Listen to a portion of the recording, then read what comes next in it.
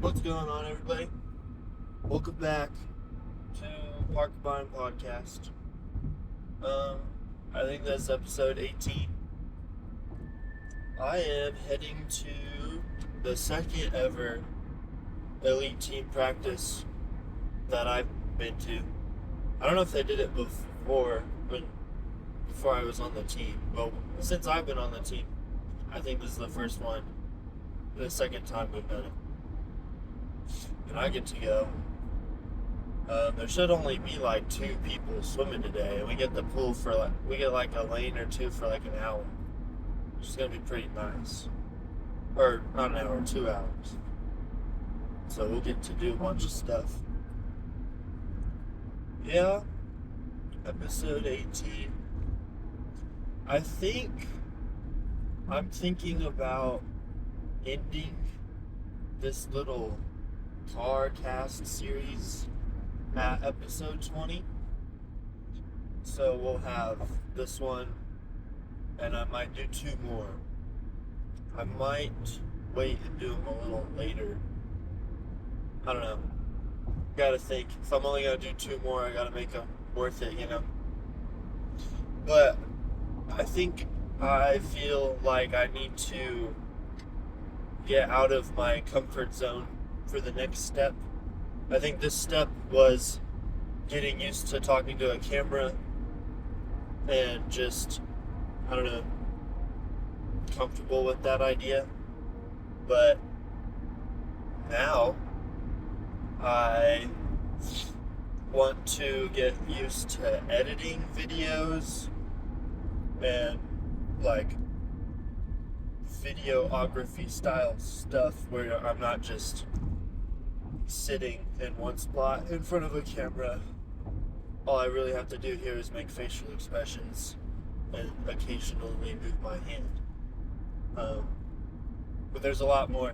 Like, I want to film like vlog style videos maybe, where, in college you'll see practices and training, working out, anything extra, conversations with teammates and all of that, giving people kind of a glimpse into what swimming is outside of the 20 seconds you're racing. I think that would be kind of my goal. But that takes a lot more than just turning a camera on and then finding a thumbnail and then uploading it. So I think I'm going to motivate myself to open up to doing that by ending this, because I think I've said mostly everything that I'd want to say. If someone wanted to go back and just look at who was Parker Bynum right before he went to college, then there would be 20 episodes of me just spieling about myself and my thoughts in a car, and I think that's great. I don't think there's any reason to drag on the same thing, because I can always go back and start, because I still have the idea to do the dorm cast in college. Now, the only difference might be, I don't feel like I'm ever going to do a podcast by myself again. Like, maybe record things by myself, but I'm never going to just sit here and just yap about myself again, because I'd rather talk to other people. So maybe Dormcast might just be turn into that. Season 2 of the Parker Bynum podcast, but with other people on every episode. It would be a lot easier and more interesting. But yeah, we're going to try making other stuff soon. Hopefully. So, third to last episode right now. Still got a lot of time, so what do we want to talk about? Well, I'm going to elite team practice. I tried a new flip turn that my one-on-one coach has been telling me. And it's something to do with your arms when you flip. Before, I would put my arms by my side, and I just would kick with I did a little flutter kick with my feet, I did a little dolphin kick with my feet, and I would fling my feet over me, and my head would go down, and I would just kind of turn into my arms. My arms would be still, and then I'd push off, and all I'd have to do was bring my hands together, and then I would be in streamline. That was how I flip turned basically all the time. I guess when I get tired or my legs are tired, the only way that turn works is if you do that dolphin kick, because if you don't, it's incredibly slow because you're just basically just tipping your head down because your arms aren't doing anything, your legs don't do anything, so you're just like, it's like if you were to give it the initial force of swimming into the wall, but you added nothing to it, so you just took your linear momentum and tried to turn it into rotation, which doesn't do very much, so it's slower. So you have to do your legs. But when I get tired, I would switch to using my arms in the natural way. I think most swimmers flip turn, to where they like take both their poles and then they bring both hands up to like pull the water to flip them over. But it's almost like a positive and a negative, because when you do that, you just have to push them back through the water against the way you're trying to go to get them in streamline. So this different way is where one-on-one coach taught me. So where instead of taking both strokes, you're taking one, but then you don't let the other stroke finish. You initiate the turn when that hand enters the water, and whatever. And you use the pull down from one arm and you pull up with the other. So instead of both going down and staying there, or both going down and coming back up, you let one go down and then you let another one stay up, and while it's going down, you like crunch the water, I guess. I don't know how else to describe it. You just like chomp down on it with both, and then I don't know, it flips you quickly. I don't really get it. I practiced it yesterday, and we're gonna try to practice it today, this morning, because I did like 10 in a row, just like feeling it, and it feels pretty good, because it kind of combines the not getting too tired from the kick one, and then I had the other thought, what if I do the kick with this on like very sprinty stuff? How fast would that be? Because if the kick alone was enough to make it like a normal average turn, and then you add in the arms / do both at the same time, would it be the fastest turn ever? I don't know. Maybe I'll try that this morning. But yeah, things like that. As a swimmer, you kind of get comfortable with what you do on a day-to-day basis, then you forget that there's like a bunch of ways to do things, and there's ways to improve what you do. So I don't know, my turn might get improved today. Also, my start, which I talked about last time, where I would flex my back foot before I would even go, so it really had very minimal pushing power. We tried at practice the other day, 2 days ago, where I would take my mark, and instead of having my hips up, and I would just be like pointing down to the water, I would kind of tilt my hips back and kind of bring, I mean, I can't lift my shoulders up because I'm grabbing the block, but I would just kind of pivot at my shoulders so that I'm pointed a little more out, and it helped me kind of launch out into the water quite a bit farther than I would naturally just starting with my hips up.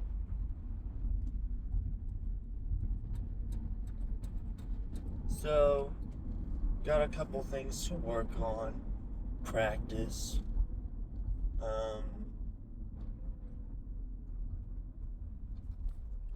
Yeah. Just gonna figure it out. What else can we talk about? Yeah, I guess we could go back on the idea of filming, I guess, the life of a swimmer. I guess someone else is doing this right now, Carson Foster. I am very intrigued by the videos he's posting, because they seem very well done to me for like I don't know if he has a background of like making content or something, but I was just kind of shocked at the quality of the videos, because he's definitely a really good swimmer, but that doesn't necessarily mean you make good videos. And they were very well put together, and they're kind of along the lines of something I'd want to do in the future, where it's like, just like, I guess he's doing weekly insight into his lifestyle stuff. So he'll pick like, oh, one of his videos was what a Saturday workout is like, and so he went through the whole Saturday. But then others are like, what his diet is like for the day. And so it's like, it's basically just a vlog of a day, but put a lot of effort into it and have a main focus, which I think was interesting. And it's about swimming, because he's an Olympic swimmer. Completely different swimmer than I am, though. 4 IMer versus 50 free, 50 fly swimmer. That is like polar opposites. So, it's interesting. I wish more athletes did that, because I think there's plenty of sports that already are incredibly popular, but I think some of the best parts are, at least one way you could make people feel like they're in it, because one way you can make people feel like they're in it is if you gave more people insight into who the athletes are as people, like what their goals are, their personalities, the like kind of getting to know who you're watching be an athlete, I think would let people connect with them more when they do amazing feats of like crazy world records or just like stats. All these things would be a lot more meaningful than just, oh yeah, he had the biggest number than that person. Because in reality, I guess I didn't know this, but like Steph Curry doesn't have the highest 3-point shot percentage of all time, but I don't even remember the guy who has the highest, but I remember Steph Curry, because you kind of get to know the person. So if that happened more with athletes, where you got to know them and stuff, and you connected with all that, it's more like when you're actually in the sport, because that's what is fun about being a swimmer. My favorite memory that I would put on all my like senior things, where it's like, what's your favorite memory from high school? I'd always say that it was watching my teammates improve, Because literally the best part is when you know your teammate or anyone like that you're close to as an athlete, and you see the work that they put in and what it means to them, that reward that they get where they PR, win, succeed in whatever way they're trying to, like, you kind of feel it too, and it feels good, and it's awesome, and it's so hype. That's why relays are awesome, because you can all do them together and you all go really fast, and if everyone does amazing, then it's literally like the dopamine high of whatever. It's just great. But I think swimming in particular does not do very well at building a connection to swimmers. And I think it's hard to, because basketball players play for hours on a game. Soccer players play forever on the field. I don't know about football's pretty long. Like, they're all like really long games compared to swimming. An athlete in swim is in the water. At least I would be in the water at a meet for like a 3-day meet with 6 sessions. I'm probably in the water for like 10 minutes maybe at most. So it's just, if you're not trying to broadcast / make any sort of connection to the athletes outside of when they're actually racing, you don't have enough content to at an actual meet. There's not really enough content to like connect with a swimmer, because you just don't get to know them enough. Like, you really only see them swim maybe once or twice, so recognizing them isn't going to happen because you don't see them enough. And then all these, it's just, until the eyes are on the Olympic stage and they do okay, I'd say Olympics does okay at broadcasting swim. But it's just like, how do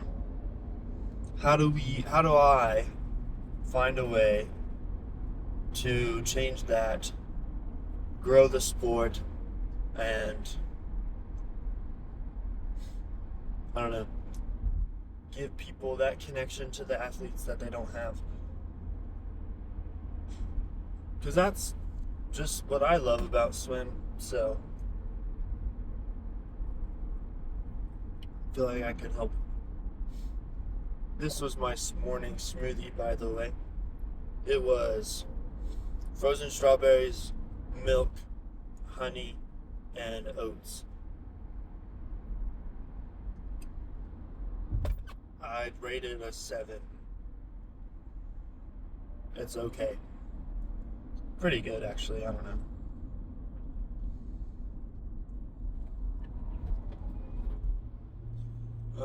Yeah.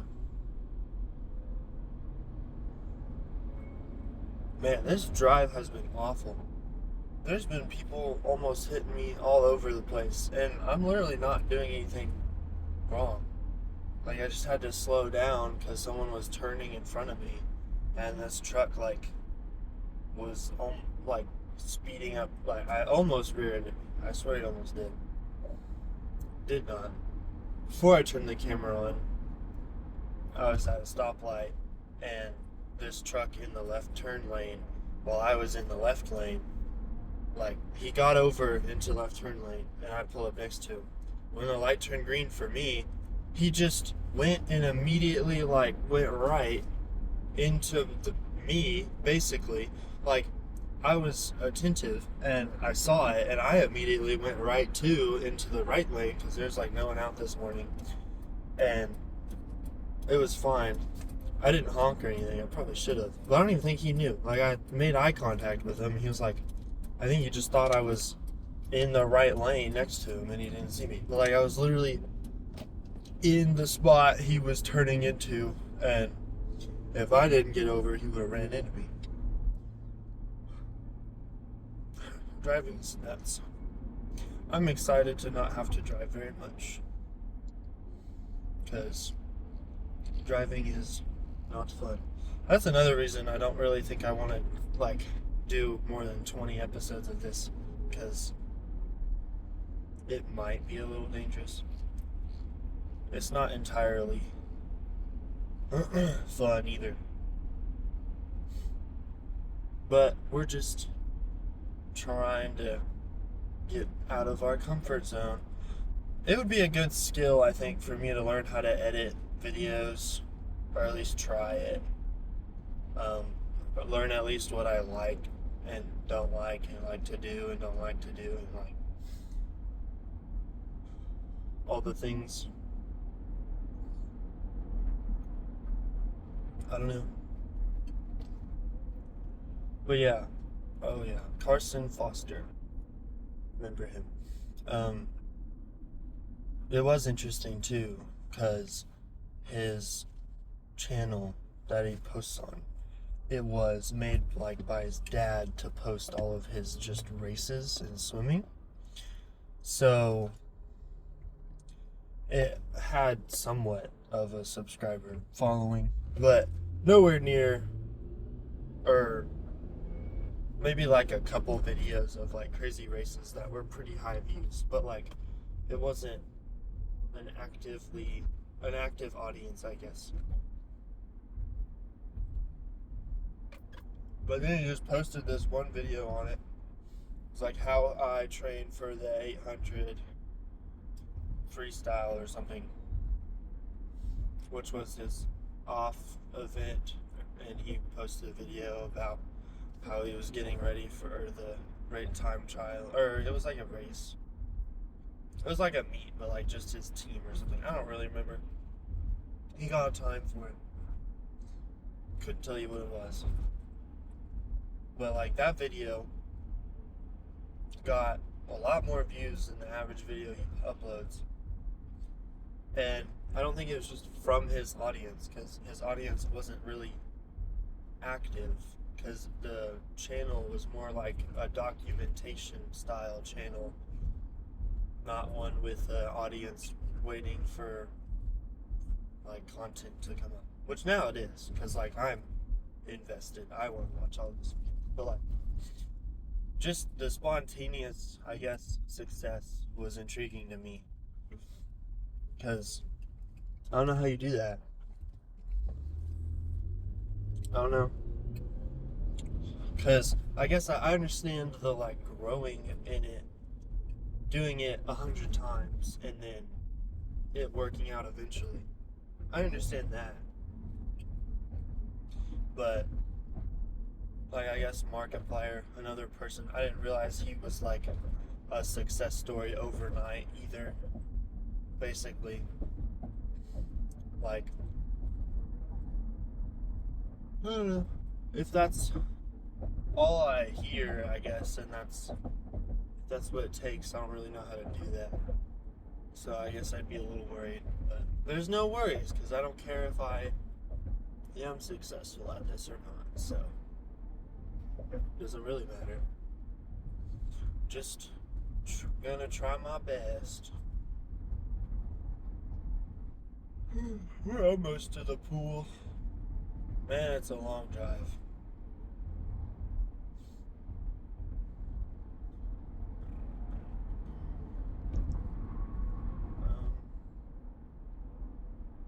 Maybe I could do a vlog day about the food I eat. Because, man, I have eaten some high numbers of calories. I don't really do it that much anymore, because I don't know, I got to high school 145 pounds, like 6 feet tall. So I was a little bit skinny. Just a wee bit skinny. So I kind of took on, in the last like 4 years, the identity of eating the most. And I mean, it kind of worked. I got a little bit bigger. I'm at like 202 now. So it worked enough. But yeah, I would eat like, I think most I've eaten consistently for at least a week was probably at like 6.5 to 7,000 calories, which is kind of nuts. And most I've had in a day is probably 9,000. Like, I eat a lot, or I did. I don't want to do that very much anymore. I'm probably at just casually at 4 to 5,000, which is like casual. I don't know what I did. I like I don't know. I think I increased my stomach size because the way I would eat would be all at one time. I would stuff myself as full as I could get because that's kind of just what I naturally thought I should do, which I don't do that anymore. I probably eat like 4 to 5 meals a day. I think that's better. But before I increased my stomach size, I think, just by eating past my limit at one sitting all the time, just like repeating reps to failure. I got that. So I ended up getting to the point where like any average meal wouldn't ever fill me up because I think my stomach was so large and I was just used to eating a lot. So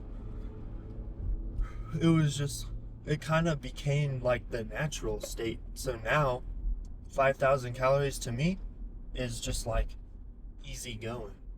There's nothing hard about it. And the like average numbers is like pretty healthy. I think the day where I hit like 9,000 was not healthy. I'd have like sodas and cookies and all the bad food, which racks up your numbers very quickly. So that was that. Yeah. So anymore, we're just a casual 5,000 calories a day. But it'd be interesting to do a day on what I eat. I guess I don't want to copy Carson Foster, but maybe I'll try to make it a little different. Well, we made it to the pool. Well, I haven't parked yet, but parked. Done. Okay. That was episode 18, I think. And then got 2 more. Thanks for watching.